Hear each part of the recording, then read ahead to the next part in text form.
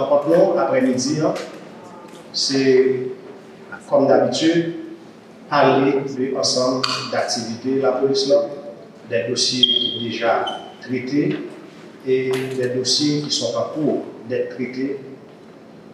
Et en attendant, bien entendu, conférence habituelle qu'on gagne, nous gagnons et nous présenter des gens qui viennent des démêlés et avec la police, qui a fait tort à la société, qui a gagné pour différer par devant les autorités de droit, présenter ensemble d'éléments matériels, armes, munitions, drones, gens qu'on a l'habitude de faire.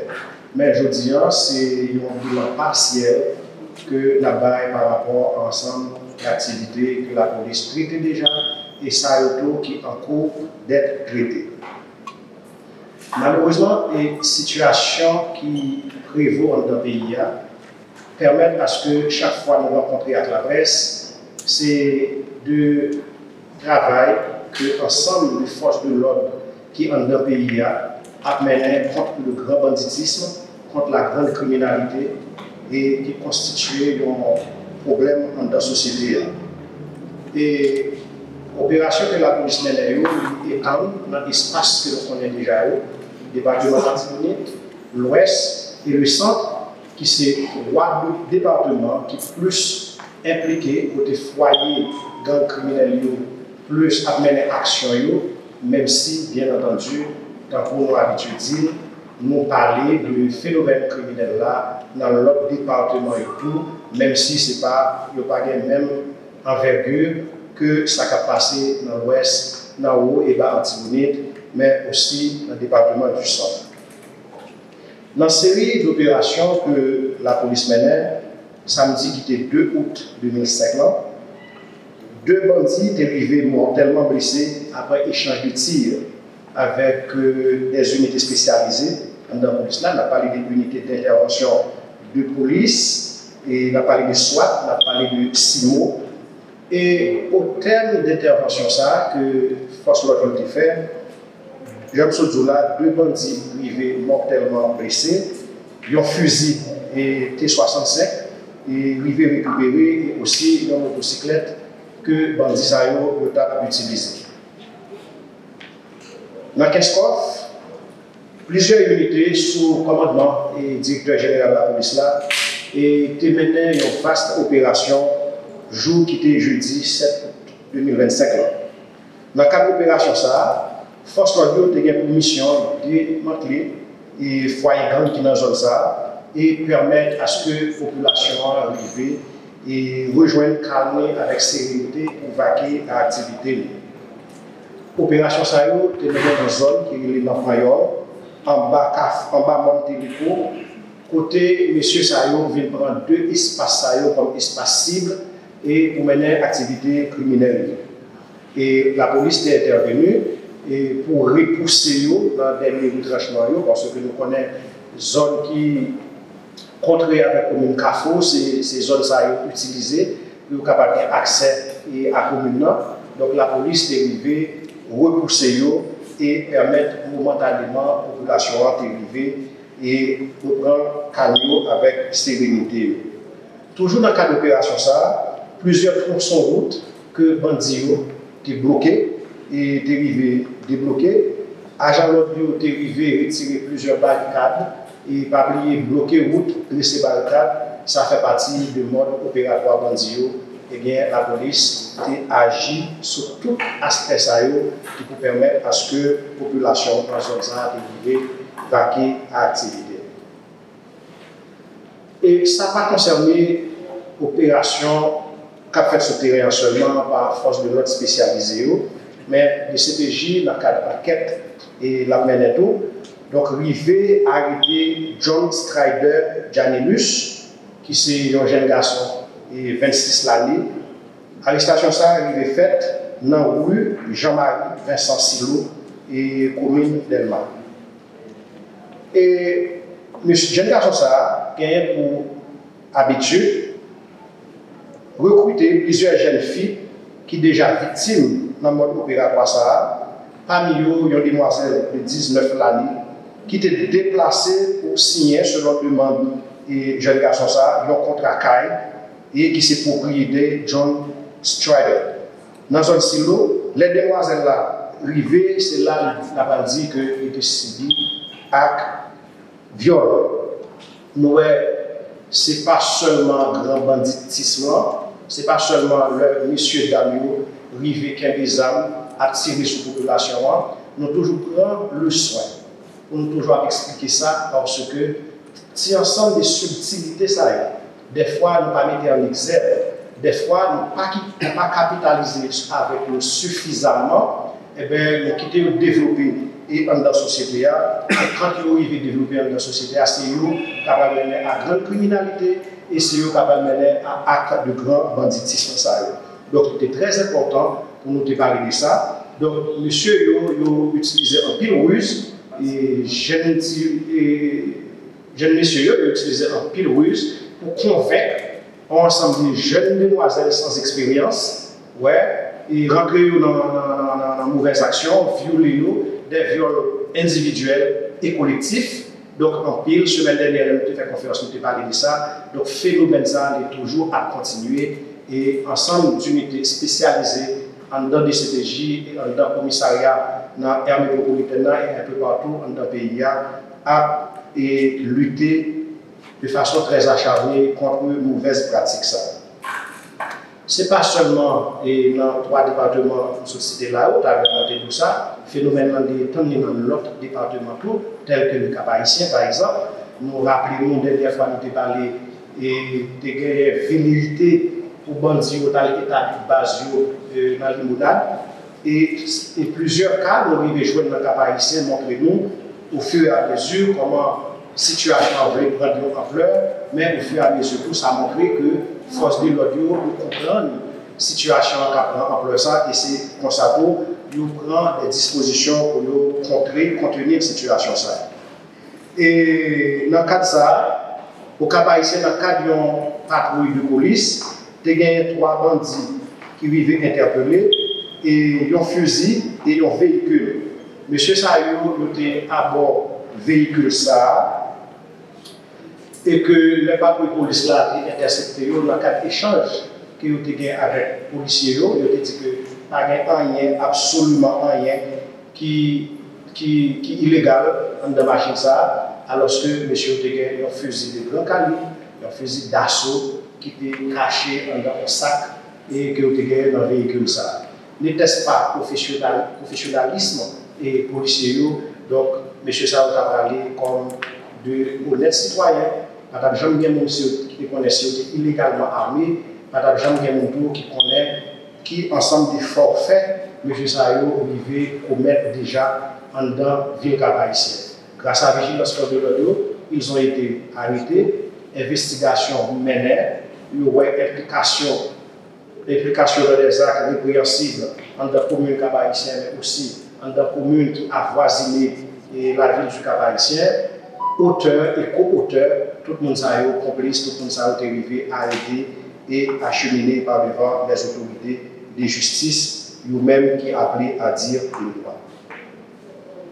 Nous avons 2 jeunes garçons et dispositions qui prennent pour nous présenter à la presse.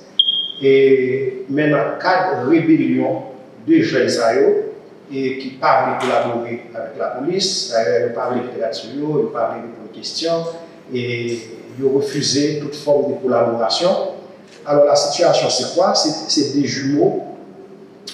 Ils ont relé Pacholo Vargas, l'autre l'a relé Genelus, alors Pacholo Vargas Genelus et l'autre l'a relé Pancholito Vargas Genelus. C'est 2 frères, 2 jumeaux. Monsieur Sayo a monté une association de malfaiteurs, comme quoi il y a une agence de voyage. Ghost Tour SA pour Haïti et Ghost Tour pour Santo Domingo et il y a l'agence de voyage ça, VIP Travel Service. Monsieur Sayo, à cause de mauvaises actions qu'il y a maintenant, il est rentré dans toute notre combine, incluant viol individuel et collectif. Les gens prennent l'argent, dans des jeunes, dans le monde sous prétexte la faire partie pour le Brésil, Chili, Canada et l'autre pays, alors que ils ont totalisé un montant qui est évalué à 45 000 $ américains que vous prenez dans le monde déjà, pas moins d'une dizaine de plaintes déjà déposées dans des CPJ pour permettre à ce que des CPJ, enquêteurs ou privés, mènent l'enquête ça dans les meilleures conditions et acheminer M. Sayo par devant les autorités de loi. Encore une fois, je vais rappeler et attention population sur le fait que la situation pays permet à ce que un pile monde prend le malin plaisir sur le réseau pour l'autre, café ou comprendre, il y a une agence de voyage, il y a un propre nom même. Ça m'a dit là, dans deux places, à monde qui a fait business honnêtement, selon les normes, selon les standards, selon les règles requises, monde ça va gagner pour nous avec la situation que nous avons là. Mais moi, je voulais nous comprendre tout, moi, souhaiter que la population comprenne tout pour nous faire preuve de vigilance, pour faire preuve vraiment de prudence, parce que vu la situation pays, tout le monde connaît un pile monde remet, ouais, on est en situation pour quitter le pays malheureusement, donc il faut faire un pile prudence par rapport à monde qui a fait genre de contrebande qui n'a aucun rapport avec ça, il dit, nous gagnons comme business. Il y a dans notre dossier, c'est le dossier qui concernait l'ex-sénateur Enel Kassi. Depuis en février dernier, la police a gagné un ensemble d'avis de recherche qu'ils émettent, et parmi eux, il y a l'ex-sénateur Enel Kassi. Depuis le soir, la police, même gens avec ex-sénateur Enel Kassi, et tout l'autre monde qui a soit mandat, soit avis de recherche derrière eux, ensemble d'unités spécialisées, tu es toujours à la recherche, tu es toujours à travail et trouver un moment qui pique au piste là pour arriver à arrêter Mounsa et traîner par devant l'autorité judiciaire parce que la police, une fois, il fait travail par là. Il y a des gens dans l'État, il y a des entités dans l'État qui placent pour ça, pour dire le droit. Donc, c'est ce qui a été fait dans le cadre de l'ex-sénateur Enel Kassi. En date du samedi 2 août dernier, après plusieurs filatures que Force de l'Ordre a fait, et l'ex-sénateur Enel Kassi a rejoint l'arrestation pendant la sortie dans le restaurant dans Pétionville. Ex-sénateur Enel Kassi était à bord d'un véhicule de Toyota Forerunner couleur grise qui était une plaque BB 50336. Le véhicule ça est enregistré au nom de Désulmé Léonce. En plus que tout le monde connaît que ex-sénateur a été fait objet de recherche, mais nous avons dit chef d'accusation. Sénateur, ex-sénateur, c'est homicide présumé contre l'ex-consul Jacques-Pierre Matilus. Nous rappelons le dossier ça très bien, qui était perpétré à Delma 40B en date du 3 février 2021. Affiliation présumée à la coalition criminelle dans le vivre ensemble, complicité dans les actes d'assassinat, d'enlèvement, de séquestration, de vol à main armée et association des malfaiteurs. C'est ensemble d'accusations que les unités de la Direction centrale de la police judiciaire et gagné par rapport à l'ensemble d'indices que gagné par rapport à l'ensemble de ça comme instrument qui peut permettre le travail et en temps et lieu, tant que tout l'autre dossier et ex-sénateur a bien pour répondre par devant les autorités du droit, eux-mêmes qui appellent à dire le droit. Et suite à l'opération ça, il y a eu des perquisitions qui étaient arrivées, faites et par force de l'audio et accompagnées d'ex-sénateurs. Et force de l'audio est allée dans plusieurs endroits côté ex-sénateur lui-même qui fréquenté. Et la Kaili à Pélérin et plusieurs autres endroits encore, par moins de 3 ou 4 endroits, ont été perquisitionnés. Et dans un endroit, c'est l'hôtel June Bar and Grill qui est trouvé à Delma. Et des copies de chèques ont été récupérées par les forces de l'ordre. Parmi les copies de chèques qui récupèrent, il y a trois catégories de copies de chèques. Il y a des catégories des copies de chèques émises à l'ordre de la BNC, des copies de chèques émises à l'ordre de certains employés, comme étant des primes accordées à certains employés. Je reprends, des copies de chèques émises à l'ordre de certains employés, sans trop d'explication. Ça, c'est la deuxième catégorie. Troisième catégorie de copies de chèques, retenez bien, ce n'est pas des chèques, c'est des copies de chèques. Qu'il a, bien entendu, que nous sommes capables de regarder. Troisième catégorie de copies de chèques, des copies de chèques de subventions accordées à certains bénéficiaires. Je reprends, des copies de chèques de subventions accordées à certains bénéficiaires. La première catégorie de chèques, nous joignons un montant de 10 897 750 000. La deuxième catégorie de chèques là, nous joignons un montant de 54 000 euros. Et le troisième, 162 500. Dans l'autre catégorie encore, nous joignons 90 500. Sur un échantillon de 5 chèques que nous gagnons, sur un total de 252 copies de chèques en tout, nous prenons un échantillon de 5. Et bien, sur l'échantillon de 5 chèques, 5 copies de chèques, il est monté à 12 400 250 000. 12 400 250 000.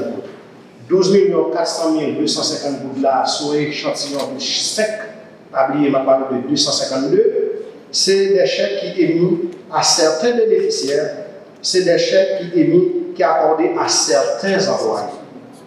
Enquête là, il est en cours, et la police, tant sur le plan judiciaire qu'administratif, tant sur le plan préventif que sur le plan répressif, je parle de la répression des infractions, la police là, sous commandement du directeur général là, il redoublé d'ardeur en dépit des difficultés de toutes sortes, en dépit de tout ça nous connaît comme difficulté, ça nous dit déjà dans la presse, ça nous-mêmes connaît déjà par expérience professionnelle. Nous, la police là était ferme à la barre, il n'a pas croisé les bras devant menace que la société a victime. Encore une fois, appelle chaque fois la population rejoindre la police dans le but de ça. Parce que la situation est un peu difficile, mais la victoire, c'est pour la société. Merci beaucoup.